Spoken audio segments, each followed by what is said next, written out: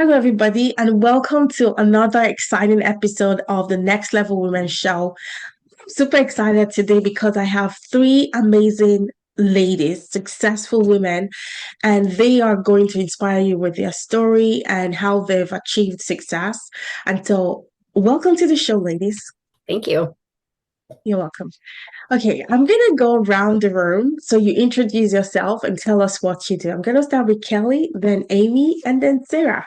Good morning. Good morning. I am Kelli Ware. I am an international speaker, author, and most recently the owner and founder of Mew Beauty. And Mew Beauty is MEW, which stands for Marion Elizabeth Ware, which is my late mother.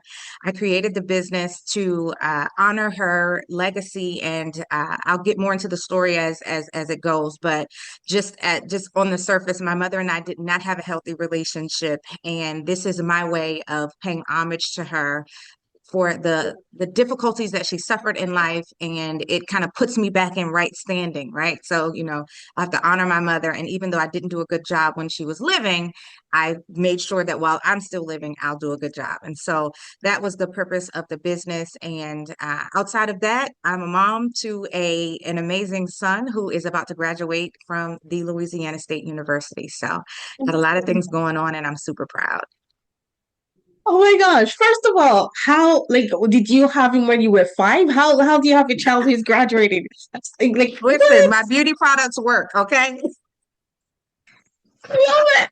Okay, so your story is something that really, really touched my heart. We chatted on Instagram and you left me a voice note, and I could just feel the power in your voice wanting to leave a legacy. I was tearing up. Like, by the way, I'm known as someone who cries a lot. So very tiny things make me emotional.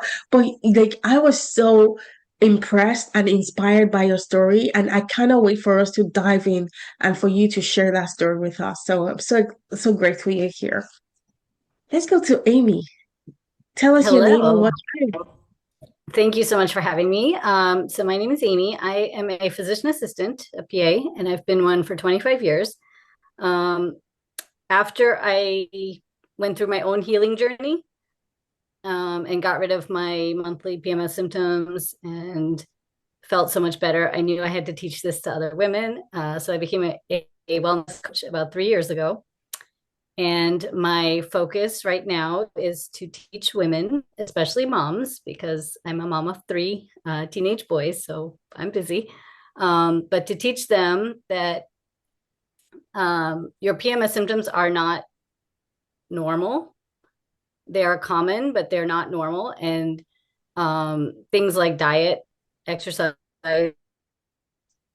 your stress levels, and the quality of sleep you're getting can all affect how bad your monthly symptoms are. So my mission right now is to help women live a PMS-free life. Wow. That's incredible. First of all, three teenage boys. Like, wow. Wow. Congratulations. And on the PMS side, like, I have stories to tell. I tell you, when I was in corporate, for the first 2 days of my period, I couldn't leave the house. So I would always take the day off. That's how terrible. I'll be throwing up. I'll be on the floor. And yes, you're right. It's not normal, but it's common. So I'm really excited to delve into your expertise and how you help women. Thank you so much for being here. Hi, Sarah. Introduce yourself and tell us what you do. Hi, I'm Sarah, and I'm actually going to jump on the bandwagon because I'm also a boy mom, but mine is only 18 months old. Mine is a tiny little pumpkin, so I am a new mom and a full-time marketing consultant. So I do marketing strategy consulting. We do some done-for-you services for small business owners and solopreneurs, the people who like got in business to be in their zone of genius, only to realize like, oh, I now have to learn marketing. Like we help them kind of bridge that gap, right? And connect all the pieces and figure out messaging and where to show up and what to say and where to send people and all the things, marketing. And I'm also a part-time farmer. We have a little like tiny hobby farm and a ton of animals, and all of them are free range. Kid included. He's also free range. Oh my gosh, this is incredible. Isn't it just amazing how women can have kids have busy lives and still run amazing businesses. I am truly inspired by just the stories three of you have shared already. And to your point, Sarah, I'm a business coach, and people come to me and they say, I wish I could outsource my marketing. That's one thing that so many people struggle with. And I am just so excited to delve into your expertise and how you help people. And I know the audience listening today will take tangible action items from this session today. So thank you, three of you, for being here. Now, I want you to tell us about your entrepreneurship journey. How did you get to where you are today? And what would you say you would attribute to the success you've created in your business? I'm going to start with Kelli. Wow. So my journey has been a bit unconventional, but as I think about it, my life has been a bit unconventional. So I have always had a regular 9 to 5 job. I'm a military veteran. I served in the Navy for almost 10 years. And then after that, I served in various roles within the federal government, both the DoD and VA. So I've always had a regular full-time job, and then entrepreneurship was something that I kind of did on the side. Always had a side hustle, which is the model that my mother uh, showed or lived out before me. And my mother was a federal employee, just like I was, but my mom was also a hairdresser, just like I was, right? So I was literally following in her footsteps. And just in 2025, I chose to take the leap from full-time employment to full-time entrepreneur. And so it was a scary journey. If you ever want to know how big your faith is, become an entrepreneur, okay? So in the beginning of 2025, I decided to just take the leap and move from Washington, D.C., which has been home for me, all the way down to Houston, Texas, which is a very veteran-friendly area of the country. And it also, obviously, cost of living is less. So I was preparing myself mentally and also financially to be able to take this leap. I started this company again as to pay homage to my mother, and the journey has not been easy. I've been in research and development for the better part of 7 years. I have been perfecting each one of these formulations, and I have been the one to do the formula. Every product that is created, I have come up with the formulation. And I knew it was something I was supposed to do when I would wake up at 2 or 3 o'clock in the morning with an ingredient on my mind that I had to go research, that I had to go look up, I had to go find out what it was. How can I put this in? What do I need to do? How do I? And it was just something that it surprised me. You could not pay me to believe that I would be the owner of a beauty brand, y'all. Like that was not my original plan for my life. And so when it wouldn't leave me alone, I knew that this was something that I absolutely had to do. And so the journey has been bumpy. There have been, very many sleepless nights. Some of those sleepless nights were good. Some of those sleepless nights were not. But because I know that my products are amazing, every person that has used my products has said that it has healed some part of them. So if you suffer from eczema, the body butter that I have will clear up your skin. And I don't market it as a healing thing because the FDA says I cannot do that. But I love when people try it and then they become hooked because of the results that they get. And my products don't take 30, 45 days. You're going to see results in under 2 weeks. And so that's been my journey, and I'm excited. I'm happy to be here. I love the entrepreneur life. I used to be hooked on every 2 weeks I get a paycheck. Now it's every day I get a deposit. So I'm excited. I love what I'm doing, and I can see myself doing this for the better part of the rest of my life. Oh my gosh, congratulations. And I am definitely going to try your product. And we're going to talk about the products. You're going to give us the links. We're going to put them in the show notes. And I think I love the things you said, especially when you said at the beginning that if you want to try out your faith, become an entrepreneur. I can so relate to that. And my client, Kimberly, I'm going to call you out here. I'm going to make her watch this episode because yesterday she sent me an email and she goes, she wants to give up. Like she says, this isn't working. And I just told her yesterday, I said, entrepreneurs, this is what we go through, right? It's not like the beauty fancy things you see on Instagram, right? It's all of those days when you feel like giving up, when you feel like this isn't working. We all go through that. And I told her, go grab some cookies and chocolates, watch some Netflix, and then come back to me tomorrow. So I love that. And I'm going to make her watch this segment so she sees that as entrepreneurs, we struggle with all of those things, but we keep showing up, and that's how success is created. So thank you so much for that. I'm gonna go on to you, Amy. Tell us about your entrepreneurship journey. Sure. So I've been a PA for a very long time, and I always believed in preventive medicine. So that's using diet and exercise to prevent, heart disease, diabetes, cancer.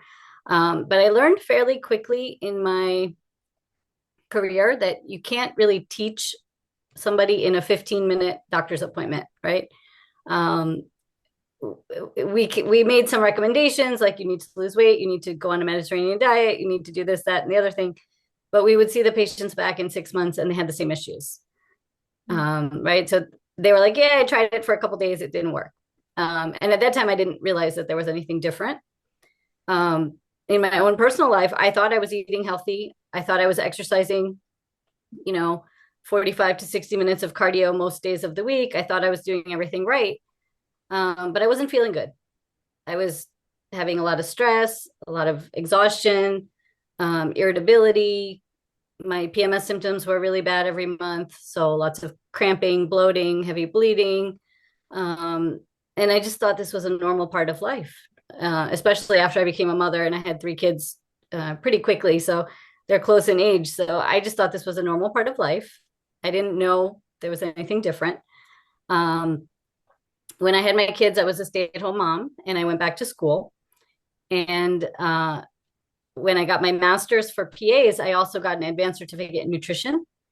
And this was the first time in my life that I learned that your PMS symptoms can be altered based on your daily lifestyle habits. No doctor had ever told me this. I had never learned it in PA school. I never told my patients this. If you go to the doctor and you're telling them you have monthly cramps and heavy bleeding and you're irritable, they're going to say, well, you can go on a birth control pill.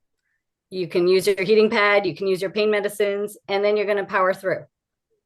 And it wasn't until I learned that, no, there are certain foods that make your cramps worse. And there are foods that are anti-inflammatory that makes your cramps better. Your cravings, your body's craving salt, but it's not the sodium that we have in the foods. It's the potassium or the magnesium that your body needs, right? And once I learned these things and I started making just simple shifts in my daily eating habits, exercise habits, sleep schedules, things like this, I started seeing results. And within 4 months of implementing these techniques, my PMS symptoms were gone, completely gone. And I was so shocked. And that's when I knew that I have to teach this to others. And so I did a coaching program. I'm a certified coach. And now I teach women. I spend 60 minutes with them once a week. So, much better than my 15-minute appointment slots. And I teach them how to individualize their wellness plan. And it's not a whole life overhaul, right? It's simple shifts in your daily eating and your exercise and how you manage your stress that can improve your symptoms. And once I felt better physically, so my PMS symptoms went away, then my migraines went away. I was waking up refreshed in the morning. People said my skin was glowing, right? Just from diet and, stress reduction and things like that. And my clients too, within 4 months, within the first month, they start seeing some results, but within 4 months, they can be symptom-free. And I love what I do. I am passionate about it. And I just want to give people a pain-free world. Wow. PMS symptoms can be very dilapidating. Like I know firsthand what it feels like. But as you were talking, I'm like, wouldn't this be a gift for me to give my daughter? She's still 6, but even now, I'm afraid for the pain she's gonna go through when she gets to that age. So it fills my heart with so much joy that you have a solution that I can learn and pass it on to her to say, you don't have to suffer the way mommy suffered. And so I'm excited to dive in and understand your expertise and all of the tools you give your clients. And at the end, you're going to share with us how we can take the next step with you. So I'm really excited about this. Over to you, Sarah. Tell us about your entrepreneurship journey. Actually, started entrepreneurship 10 years ago, so it's been a full decade. And it was actually catapulted by my divorce. I was like 23 going through a divorce, and I was working as an addictions counselor. So I was running a drug and alcohol education program for the entire state of Kansas. And when I went through my divorce, I was so miserable at work. And then I was miserable at home, and I was like, well, like one's got to give because this is just not this is just not it. And I didn't have too much control over the divorce situation, right? So I was like, I'm going to become a personal trainer. And I thought $20 an hour, this is cute. Like I can just train people. This will be super fun. And then I realized that I hated working at the gym, and that's kind of what like led me into I'll just do this on my own, right? And then I broke my back in 2017 and I had a spinal fusion in 2018, and that's when I was like, "Oh, I need to figure out online entrepreneurship, right? Because like if I'm gonna be out, they quoted me 6 to 12 months recovery. My total recovery was like almost 3 years. And in that 3 years, it was like I could be in the gym, right? But not a lot. And it was physically daunting. It was a lot, right? So that's where I really started to figure out the online part of entrepreneurship. And I will die on this hill that the number one thing I attribute my success to is the unsexy part of marketing. Like we don't have a business without marketing, right? You could have the cure for cancer, but if you don't know how to talk about it and you don't know how to market it, your business doesn't matter. It doesn't matter how good you are at something or how passionate you are about something, right? So I started to really learn the unsexy part of like market research and value propositions and funnel mapping and like all of these things. And I actually just made a post about this on Instagram. I went to my older brother. I went to my beloved big brother and I was like, tell me how to get clients. Like, just tell me how to get clients. Tell me what to do. And he was like, market research and interview these people. And I was like, no, no, no, no. I was like, I don't want to do that. I need clients like yesterday. So like, just tell me what to post on Instagram. And he was like, that's literally not how this works. Right? And God bless my big brother. I listened to him because I love him and I trust him and I went to him for advice. So I just humbly did what I was told. And that's 100% of the reason why I was able to build a very successful fitness business, pivoted out of that in, I think it was like 2022 is when I released that, and started to move into marketing. And everything I've built now has been based on what is the gap in the market, right? What is it that people need? It's not about so much what I want to do as it is like, what's the need? What are people going to pay for? And what am I good at? Right. And then it's like, cool. Then you figure out what this gap in the market is. And then what do people want? What do people not want? Build the offer. Right. Sell that offer out, figure out the next one, build the offer, sell it out. And of course, it has to feel good to me, but that kind of came secondary. Right. It's like, let's figure out what people are willing to invest in first and what people actually need, and then fit my talents and expertise into that. So that's how I got here helping people with marketing and strategy and messaging and all these things because I feel like especially as women in online businesses or trying to do any kind of digital marketing, it's like Instagram and email. Just post on Instagram. Post on TikTok 3 times a day and you'll be a millionaire. And you're like, 3 times a week if I'm lucky. Okay.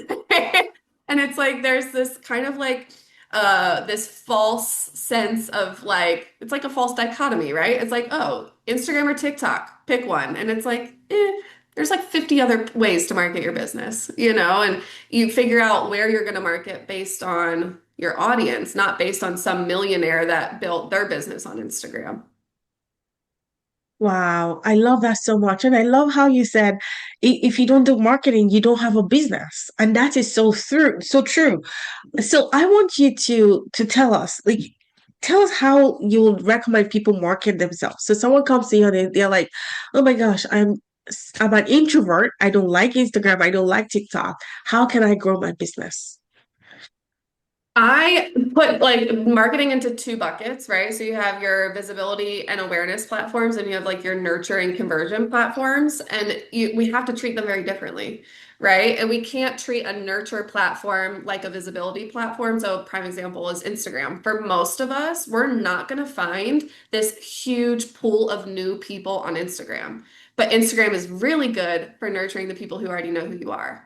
Right. So it's like, where do you get visible to new people? If you hate Instagram and your people aren't there, then find something else, right? It's like, where do we get visible to new people and how do we nurture and position ourselves as the expert and like remind people about the product and like, how do we just stay in front of these people once they discover us? So we need to have both of those.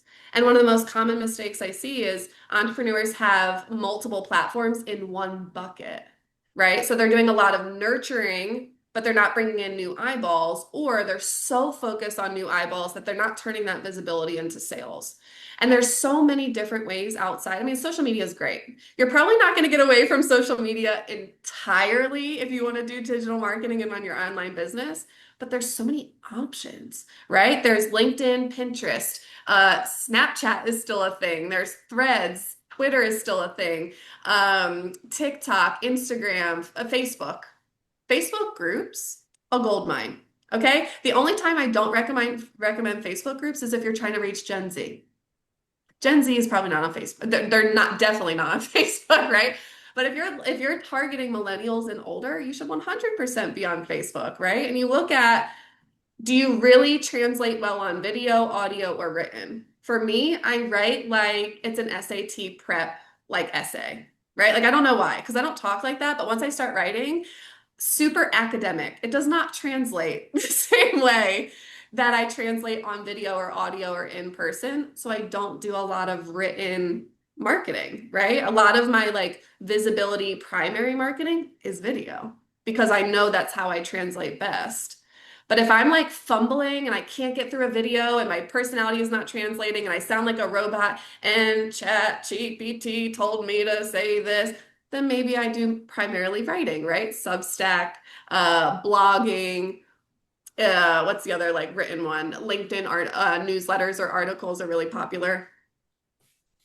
That's incredible. Thank you so much for sharing your expertise. I know it's going to help me and it's going to help the ladies listening. So thank you.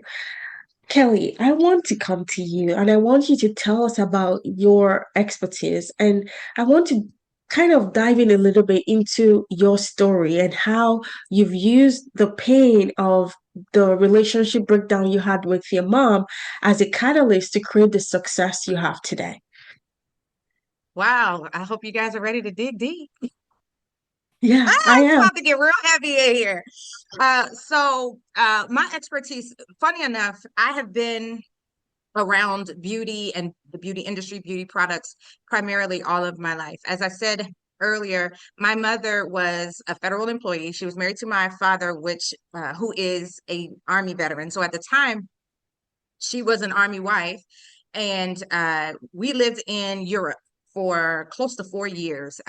Side note, fun fact, I used to speak fluent French as a child. I understand it now, but I got to brush up on my language. But because we were the minority there, right? African Americans, my mom was the only woman that knew how to do black hair in Europe. So on Friday nights and Saturday mornings and Sunday mornings, there would be a line of women. We lived in an apartment, right, on base.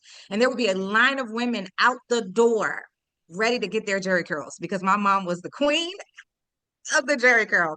But my mother was so innovative. Before Jerry curls were cut into styles, my mother was the one to, I mean, I have had every hairstyle known to man. Okay. If it came out, my mother learned how to do it. And I was always the guinea pig for the style. So she was just so innovative when it came down to black hair care. And then people would have certain skin ailments, and my mom would whip up something in the kitchen, and those ladies would be like, "Oh my God, I need more of this. And so then she started to sell, y'all, the packaging design was terrible. Okay. It was like random and generic, but she didn't care, right? They wanted it. Here's what it comes in. Here you go. And so that was, I can recall that back to age 9 or 10. Now, 40 plus, close to 50, that has been in me. So I went to cosmetology school, kind of following in the footsteps of my mother, and then went to cosmetology educator school. So I'm a licensed cosmetology educator, and have been, again, a part of the beauty industry with my mother. My mother never got licensed. She never went to any training school. My mother just had a knack for being able to look at a person and create a hairstyle. Not only that the hairstyle looked good, but it looked good on them. And so I picked that up from my mother. Now, the flip side of the story is my mother and I never had a healthy relationship. Unfortunately, my mom was jealous of the way that my father loved me. My mother was physically abusive to me. My mother was also a drug addict. And so by the time I was 16 years old, I was a homeless teenager. I was out on my own. And so the relationship between my mother and I was very strained all the time. I don't know personally what a healthy relationship between a mother and a daughter looks like. I don't know what that is. There was always strain. There was always strife. I could never do anything right. And the only time my mom would have like positive things to say about me would be when I would do something great that would give her a reason to brag to her friends. So she would never tell me good job, but she would always, my daughter did this and my daughter did that. And she sang at the Vatican and she sang that, da da da da da da, all the things, but she never directed that towards me. And so I became an overachiever. I started doing great things because that was the only semblance of positive emotion or affection that I would get from my mother, even if it had to be secondhand. So she didn't say it to me, but I would overhear her talking on the phone about what her daughter did. And those were the moments that I would cling to as a child. But as I got older, rebellion starts to set in when you're a teenager. You think you know everything. And I'm a Christian believer. And my grandmother, I don't know if you guys can see, but this lady right here, she would always say to me, you got to honor your mother. I know your mom is not the best mom, but you have to honor her, that your days would be long on the earth. That's a Bible verse in a couple of places in the Bible, the Old and the New Testament. And so I didn't understand that. I'm like, how can a woman who knew that I was being molested as a child and still put me in the environment, who didn't believe me, who would beat me for no reason, who, would call me, the little bee that my dad loves more than her, all of these, how do I honor that? Right. And so I had a great disdain for my mother, a great disdain for her. And I couldn't even stand to be in a room with this woman without feeling anxiety, without wanting to just reach over sometimes and choke her. And so my mom ended up passing away in January of 2023 from complications of a drug overdose. This woman was in her 60s and still strung out on drugs. And so I thought that I would be okay. So in 2023, when she passed away in January, I planned her whole funeral. Everything was great. I was cool because I had no emotional connection or tie to her. So I didn't feel a sense of loss when she passed away. In fact, I felt a sense of relief because I knew one day I was going to receive that call. And I was on edge about receiving that call. Finally, the call came. Okay, we're good. Well, the day after her funeral, I woke up that morning paralyzed with grief, and it felt like a train had hit me in my chest.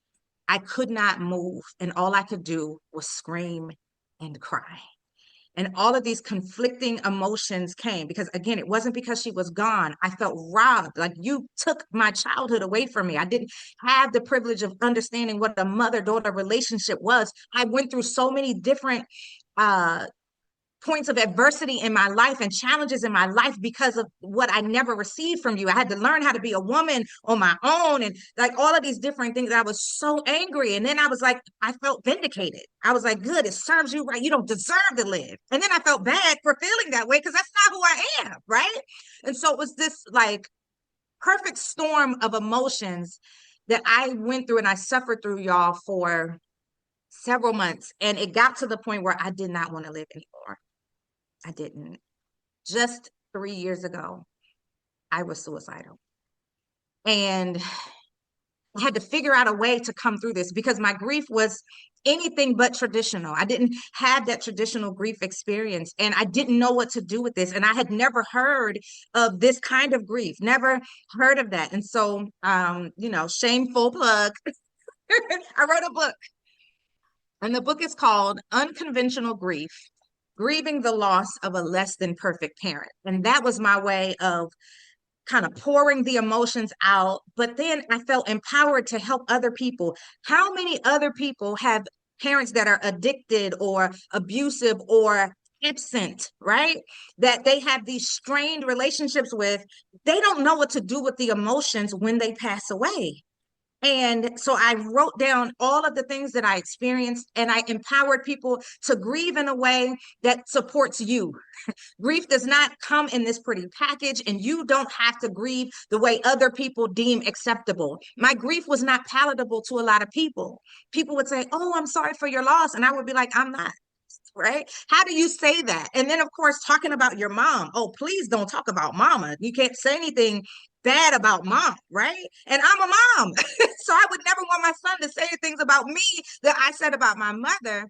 But I also had to be honest with how I felt.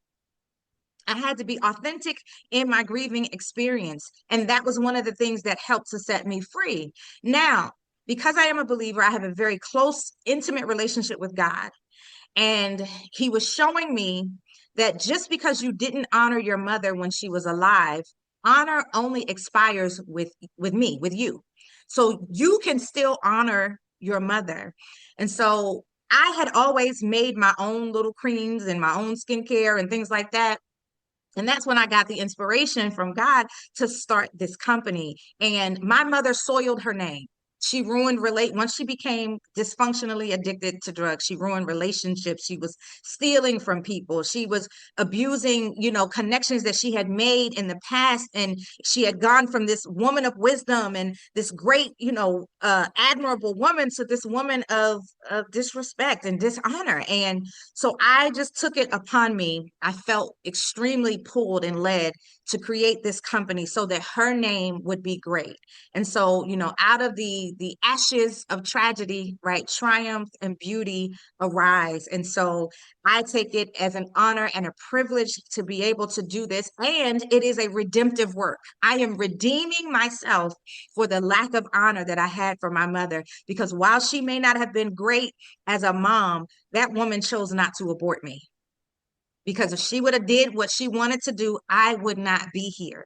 And while I didn't have what I needed with her, I didn't have this terrible life. I still had the love of my father and the love of my family. And everywhere my mother fell short, God always sent somebody to fill in the gap.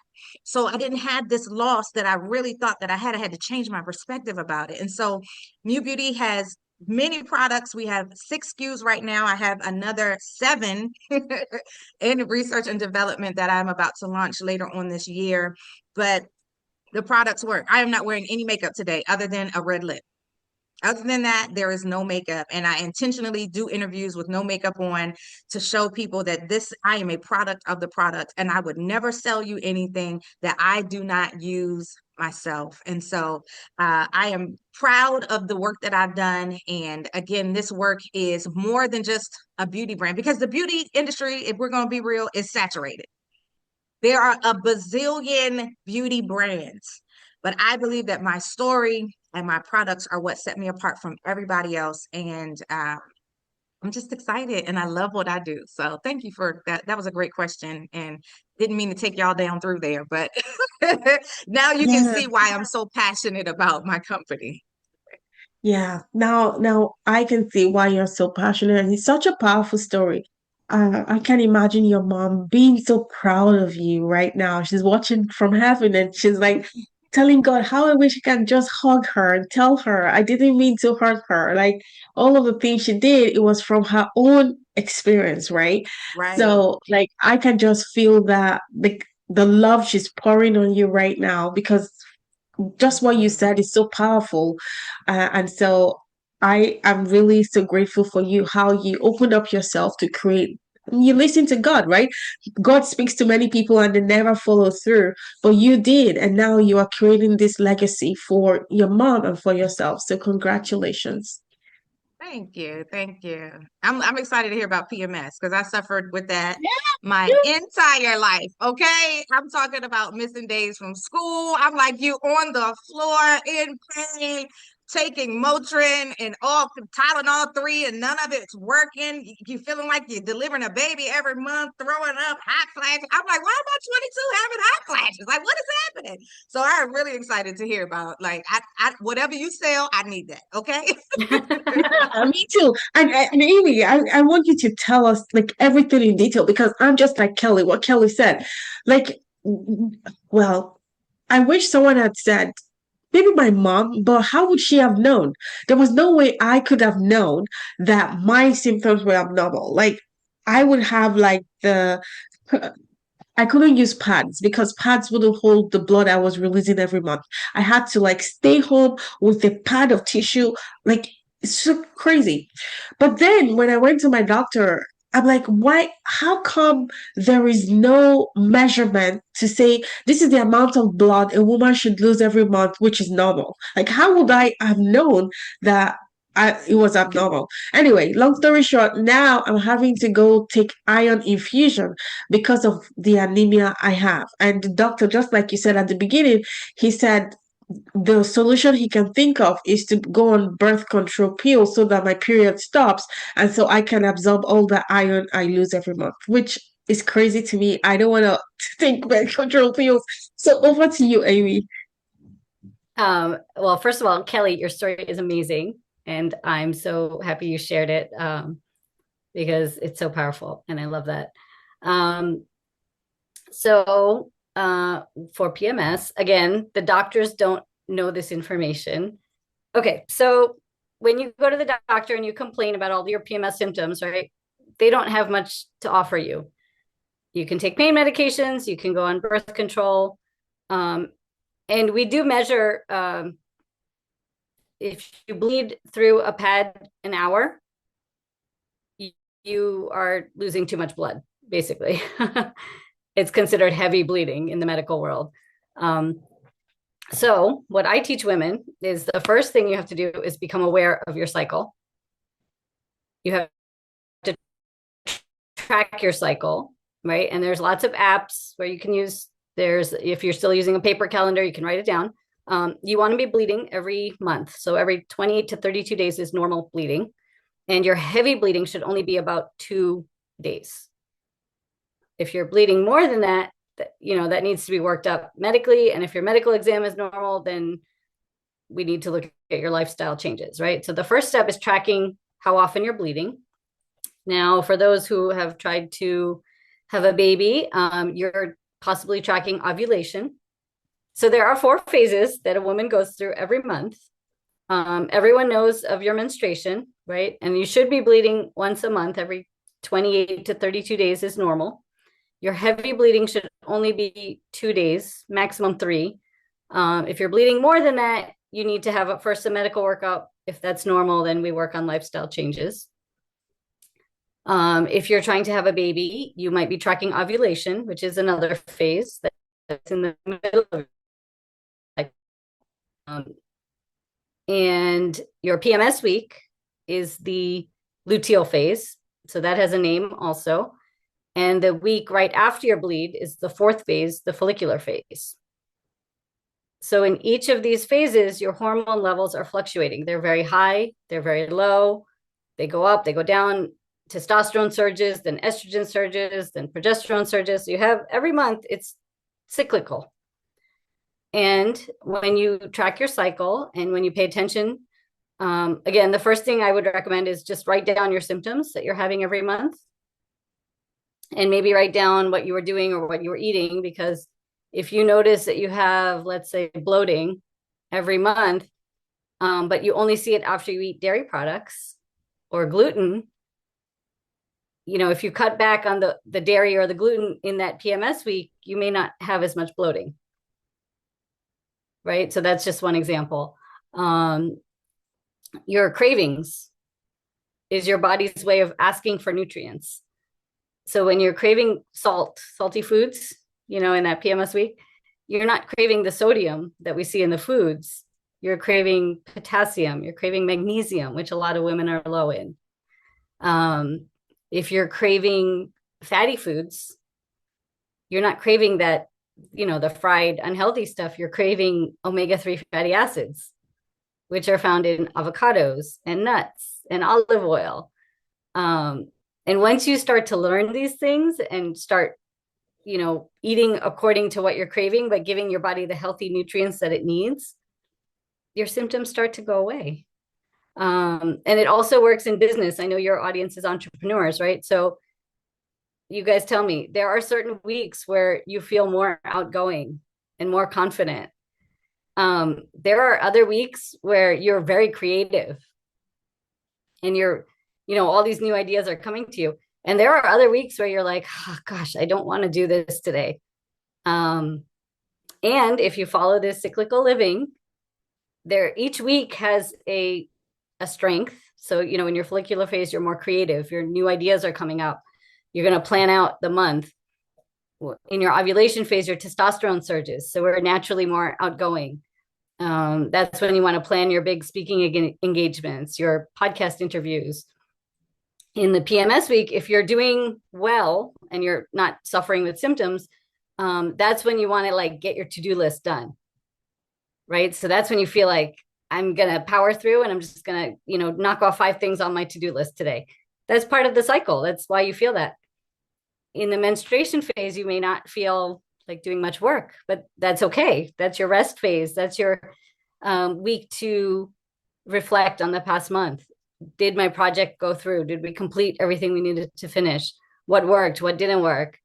That might not be the week to plan a big speaking engagement, right? It might not be the week to line up 4 podcast interviews in one day.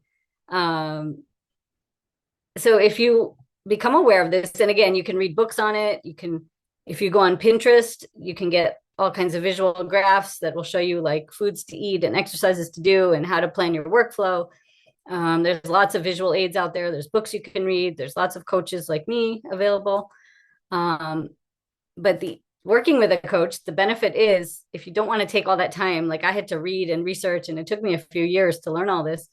If you just come to me and we spend 60 minutes a week together and you say, I'm in my bleed week this week, I will tell you, okay, here are the foods you need to eat. You need to eat iron, right? Foods with iron because you're losing blood. You need zinc. You need extra B vitamins in your luteal phase. And so I just give you a list of here, these are the things you should be doing. It's also very seasonal. So if you think of the 4 seasons, right? Your menstruation is like winter. You want to dress warm. You want to eat warm foods, soups, stews, hot teas. A salad may not taste so great that week because your body doesn't want cold food, right? So after that comes spring, which is your follicular phase, which is your new ideas, your new beginnings. Ovulation is considered summer. So that's your peak energy. Your body feels hot. So you want cooling foods. You want raw fruits and vegetables. You want salads. You want smoothies.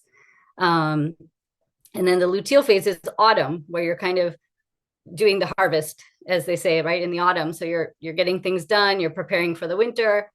So it's very seasonal, very cyclical. And if you learn to see the changes in your body and work with them, you're working with your hormones, not against them. And you can feel so much better. You could be more productive at work. Your relationships can improve. I'll just tell you a funny story. My kids used to call me Monster Mom because I was very irritable and yelling at them often, and my husband too. And after I started living, in this cyclical way and eating and exercising right, one day my son said to me, "Mom, you don't yell as often as you used to." So even he noticed a change in my behavior, the way I was being present with him. I've been doing this about 5 years now, going on 6 years, and it's evolving. It grows with me. It's given me more energy. It's given me my passion back. And I love to see my clients have the same results. So yes, a life without PMS is possible.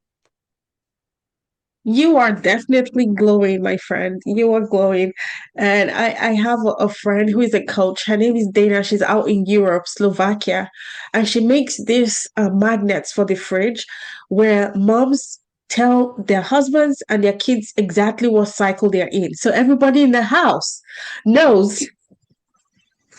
I find it so hilarious. Like she sent it all the way from Europe to Canada where I am. And like I can so relate to exactly what you said, but it's so fascinating how did you know doctors do not learn about menopause and perimenopause is an optional elective course for doctors for the entire year. Like when I heard this, I'm like, what?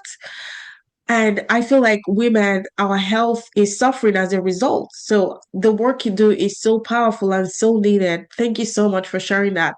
I am definitely going to find you on Instagram and start following you to incorporate all of the things you're sharing here today. Thank you. So, Sarah, I'm going to come to you on this round. I want you guys to tell us how you make sales in your business. How did you evolve your business to the place where you're constantly growing your sales? The reason why this is so important, I want my audience to hear from actual women building businesses so that they can learn and see what's working right now. So, over to you, Sarah. The primary way that we're making sales right now is having like different buckets, right? So we have monthly recurring revenue, we have one-time projects, we have different ways to bring in like low ticket and high ticket, right? Something we're going to start implementing this quarter. I had to like think of the day. What day is it? Yeah, like this quarter and like early quarter two. We're implementing ads for like the real low ticket intro offers. And having people coming into the funnel through a paid offer. But we make sales primarily from retention. We have really great retention. My primary offer, my signature group offer for solopreneurs right now has like a 91% retention rate. So that's a really big piece of it. And I always say, like, the people you have in your world already, your clients, are going to be your easiest sale, right? Like, asking them how they feel, what do they need? Do they need to make changes? Do they want to stay here? Do they want to, move around? Do they need more? Do they want to upsell? Or do they want to go into like a maintenance type of thing? That retention is always the easiest sale, right? And then we focus on making sure that we're bringing in new, like bigger projects or one-off projects, and that could be a one-off project could be 6 months, right? But we do have those bigger projects that we try to bring in on a regular cadence as well, since those are a little bit higher ticket. I think that is highly valuable. The fact that you're able to bring people at the top of your funnel with a paid offer, because the way I have always thought this works is you give a free lead magnet to get them into your world and then you upsell them on the back end. So it's incredible how your top of funnel is actually people buying your low ticket offer. Yeah, I'm like, I still have freebies, right? Like I still consult on freebies. Free like list builders are always going to be valuable to a business.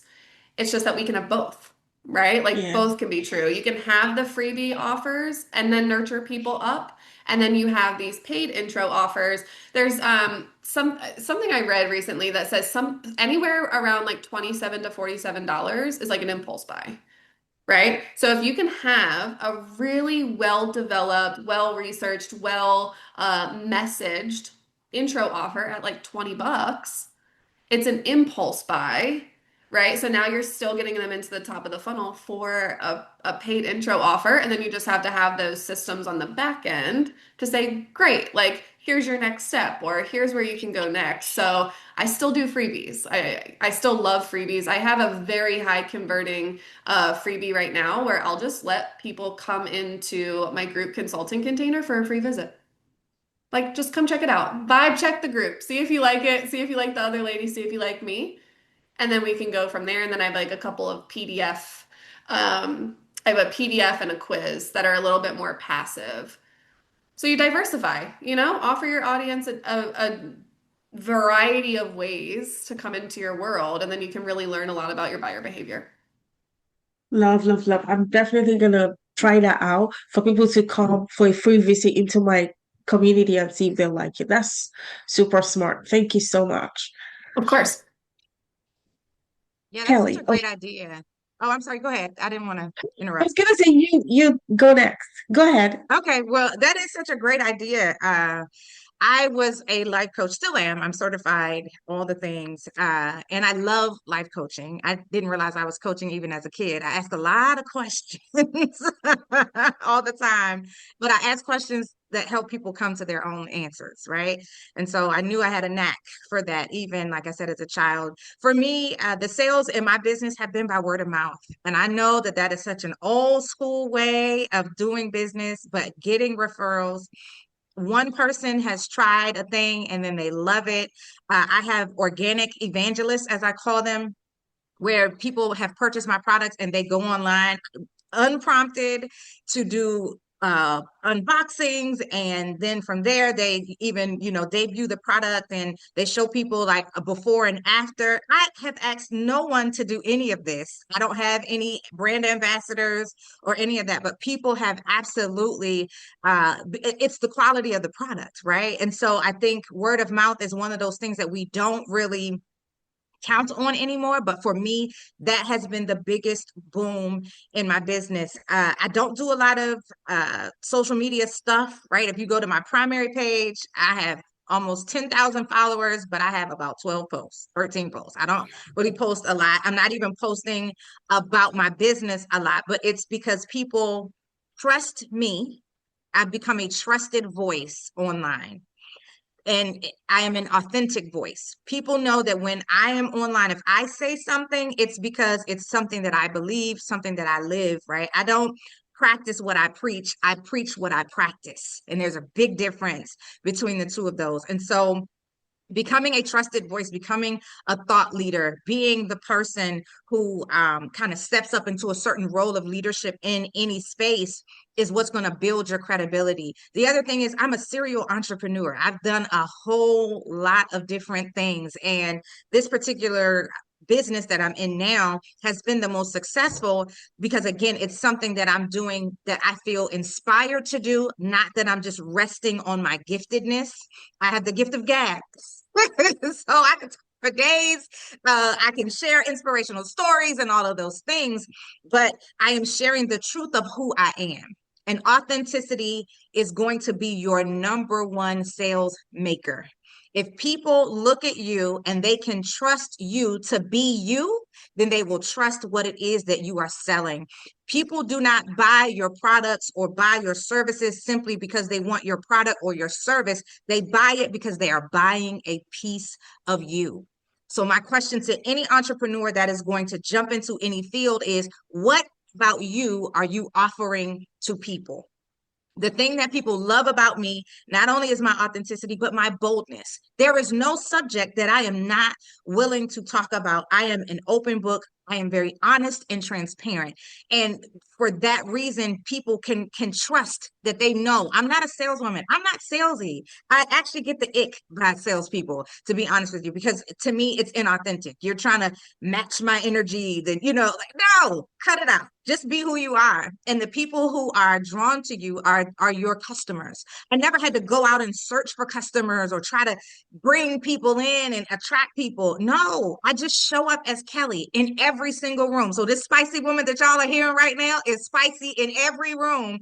And those who like spicy women, women with authority in their voice, women who are confident in who they are, they are just naturally drawn to me. And then they want to know more. Okay, she's so passionate about everything she talks about. What is it that she's selling? And so that is what piques their interest. That's what draws them in. People are not just buying my products, they are buying a piece of me. They are able to relate to my story. So they're buying a piece of permission to be themselves. One of the things that people always say to me is, when you show up as yourself, it gives me permission to be myself, right? I'm not always polished. Now, granted, I got an MBA. I'm in school for my DBA. And by this time next year, y'all will be calling me Dr. Kelli, right? But I don't show up like a doctor. I'm going to be me.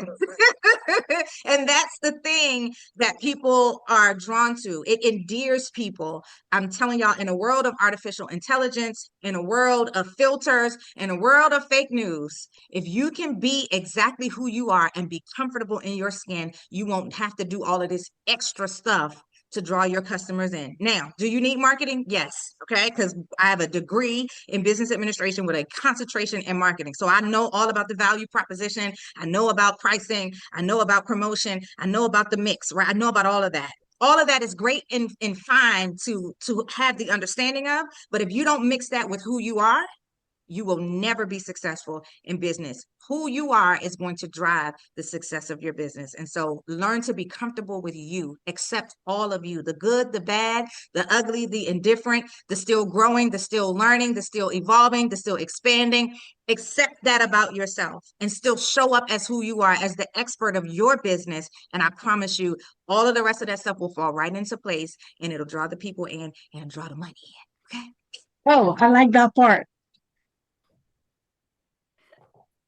Gosh, I can so relate to everything you just said. As someone who struggled with imposter syndrome, I had to find my voice. And you are so right. When we love ourselves, we show up with confidence, and it's that confidence that actually attracts people, attract clients. Thank you so much. Oh my gosh, I'm gonna re-listen to this episode over and over. Golden nuggets from all of you, and I'm just so grateful we're having this conversation. Over to you, Amy. So my story is a little bit different. I was a PA for 20 years, so I was always an employee. And when I decided to become a coach, I went into a coaching program. And I say this all the time, starting a business is like learning a new language. Between the softwares and the SEO and the ROI and all of these, I'm like, what is all of this? So it took me a year to kind of figure out how to start a business, get my systems in place. And I started with social media. I started a YouTube channel where I post health and wellness tips. I've done local workshops for fitness groups for moms to, raise awareness and grow my audience. I've done a workshop in the local library. Last spring, I presented to a group of 60 doctors, because like I said before, this information is new to them. So I did a dinner workshop for them. I started a podcast last year, so I'm learning how to do that. It's called This Incredible Mom Life, where I have moms come on and they share funny stories about their kids. And then we talk about health and wellness tips for moms there also. But it's been a very humbling learning journey for me. Because like I said, I was not an entrepreneur for 20 years of my life. My husband's not an entrepreneur. We're both in healthcare. So it was a very new process, and just to figure out everything and like, what is an email list? Like, I don't even know what a lead magnet is. Like, so it took me several months to get all of that and learn all of that. And it took me about a year. My first few clients I did for free, just again, because I was learning. It took me about a year into my business before I started making money, but it's been growing since then. So, and I'm still working with coaches now. I'm in a program now. So it's definitely a process, an evolving process, I would say. So for anyone who's starting out, you can do it. I guess that's my message to the new entrepreneurs. I was in my 40s when I had to figure all this out and learn. And so, it's been a journey. My kids are helping me with tech stuff. When I do my reels, they'll help me with, Mom, you can mute the volume of your video and then put a music. And I was like, oh, okay. I didn't know that. So yeah, it's been fun. It's been a journey, and I'm still learning as I go. That's incredible. And I think the reason why you're creating the success you have now is because you didn't give up. Imagine when you were finding it difficult at the beginning, if you gave up, you wouldn't be here. So it's so inspiring. Okay, we're going to wrap up now. But before we go, tell us, someone is listening right now, they're interested to work with you. Tell us the next step and your contact details. I'm going to start with Amy, then Sarah, and then Kelli. Sure. I'm pretty active on social media, so you can find me on Instagram, Facebook, or Threads at The Wealth of Wellness LLC. DM me, say hello. I would love to hear from you. There are links on all of my pages to get a free guide. It's called Live a Life Without PMS. it goes through the 4 phases that I talked about, and it gives you some quick tips that you can get started using today. So, get my free guide. And if you have questions, let me know. And I'm also happy to jump on a quick call with anybody. So my links to book a call are all on my pages. My website is thewealthofwellness.com. And I loved this. Thank you. Fantastic. I'm going to get all of those links. They're going to be in the show notes if you're watching us on YouTube, and they're going to be in the description if you're watching us on YouTube, and in the show notes if you're listening to the podcast. Over to you, Sarah. The place I love to hang out online is Instagram, and I'm at Sarah Gemmell. Super easy to find. I'm pretty much Sarah Gemmell across all platforms, and my website is sarahjeanco.com. Fantastic. Kelli? Yes. So you can still work with me as a life coach. I am a life strategist. I am going to teach you your core values. And when you learn your core values and you live your life by them, it will guide you in every aspect of your life. I'm one of those coaches. If I have to see you for more than 3 to 5 sessions, I am not your coach. Okay.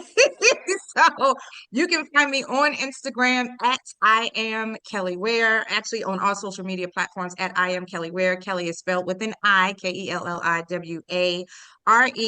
IamKelliWare.com is my speaking, coaching, author website. And then Mew Beauty, MEW Beauty is my beauty website where you can go online, do some research about the products that I offer, and also make your purchases. Reach out to me via DM on any of the social media platforms. Let me know what you want to talk about, any questions you may have. I am an open book. I do not mind answering questions to anyone that would like to ask them. I'm not one of those people that's out for, got to charge you for a consultation. Yes, you can pick my brain for a little while, right? I do have boundaries, okay? But I don't mind answering any questions that you may have about how I powered through my grief experience, any life strategies that you need, any business information that you need. If you want to learn how to be authentic, because a lot of people don't, they live under a mask. If you want to learn that, I can absolutely teach you how to do that. So just reach out to me and I would love to hear from you. Thank you. Amazing. And your book, can we get it on Amazon? Do we have the link? Okay. Yes, so you can get my book on Amazon. I'll make sure that I send you everything in a separate email just so you have it like fresh on top of your inbox. So, yep. Yeah. Oh my gosh. So incredible. I am so blessed to have just shared space with 3 of you amazing ladies. I know that this conversation will bless so many people. Thank you all so much for being part of the show.